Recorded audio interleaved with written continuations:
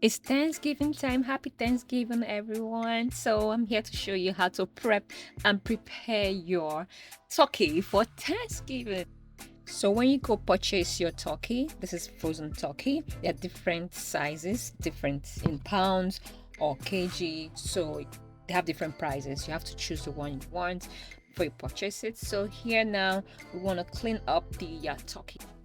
So, you take it out from the plastic bag and then you get your salt for washing, and I think some people use vinegar also, whatever you use to wash your turkey. So this is the turkey. Meanwhile, it's sold in sizes, right? So in pounds or kilograms. So whatever you decide to buy, that is it.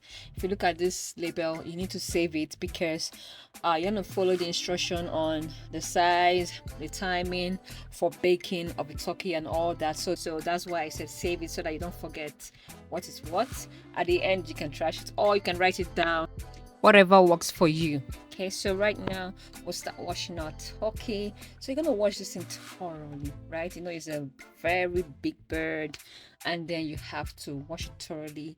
And also you need to take a look at the inside of the cavity. So the the turkey has two parts. It has the main cavity and then the neck cavity. Okay, so just separate the legs of your turkey like this way and open the main cavity. So this is the main cavity. If you look into it, you can see you pull out, that's the neck of the turkey is in there.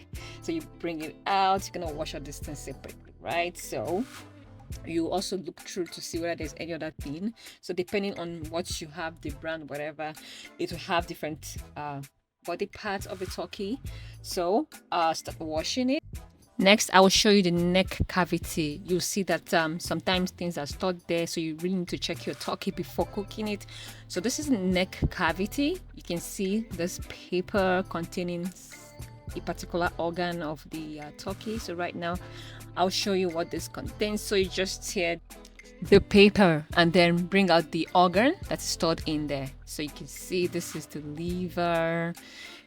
Then take it out and wash it separately. Now you see why it's important to check everything, the whole part of the turkey, to make sure there's no hidden organ parts. So we speed up the washing process and complete the washing. While you watch this video, please like, subscribe, share to your friend.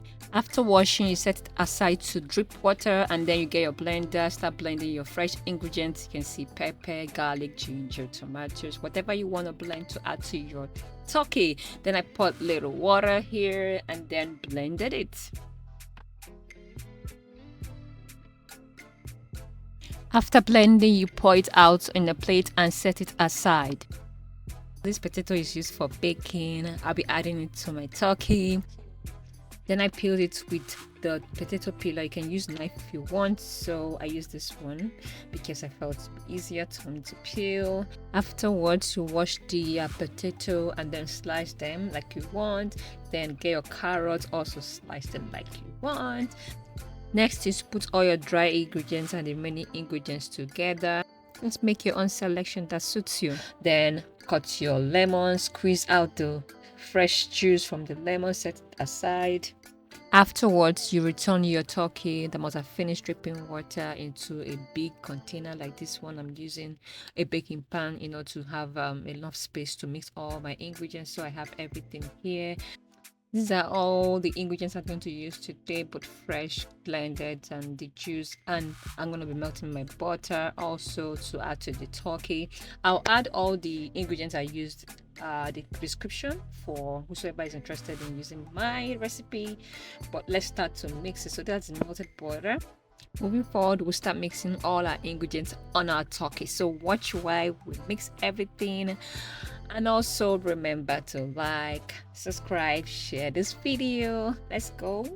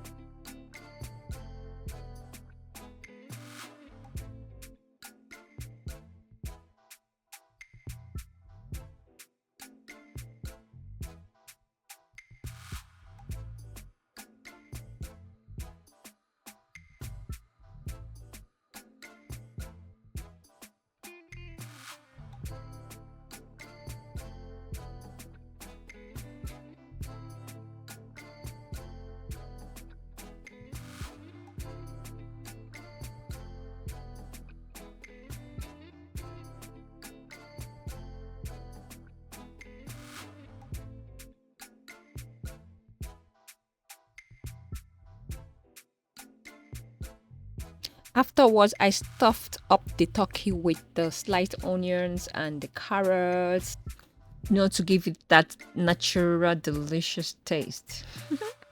Next is to pour your lemon juice, the freshly squeezed lemon juice all over inside the turkey.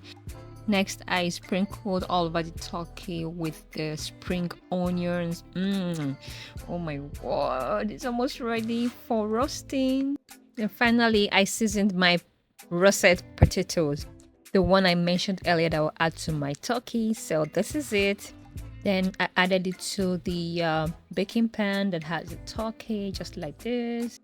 And then finally seal it up like this and marinate it for 12 hours or overnight in the refrigerator. After that, you bring it out and then you seal it up with aluminum foil. The reason being that so that your turkey will not dry off almost immediately when it is in the oven. So you cover it for some hours. So let's say you're gonna bake for 6 hours. Halfway through, you can now later uncover it. Okay, so that's the reason why I cover it with the aluminum foil. Moving on, halfway through the baking, so you bring it out just like this and then you uncover it. Like I said earlier, you notice that no part is burning yet, so it's not drying out yet. So that's the idea. Then next you try to empty the turkey broth in a container. You can see it's already filled up with a lot of liquid, and then you put back the turkey in the oven to continue baking. And afterward, finally our turkey is ready. It's looking so juicy, so delicious, so golden. Oh my word, what do you think? Are you gonna try my recipe? Or are you gonna share your own recipe? This is it, amazing. Please like, share, subscribe.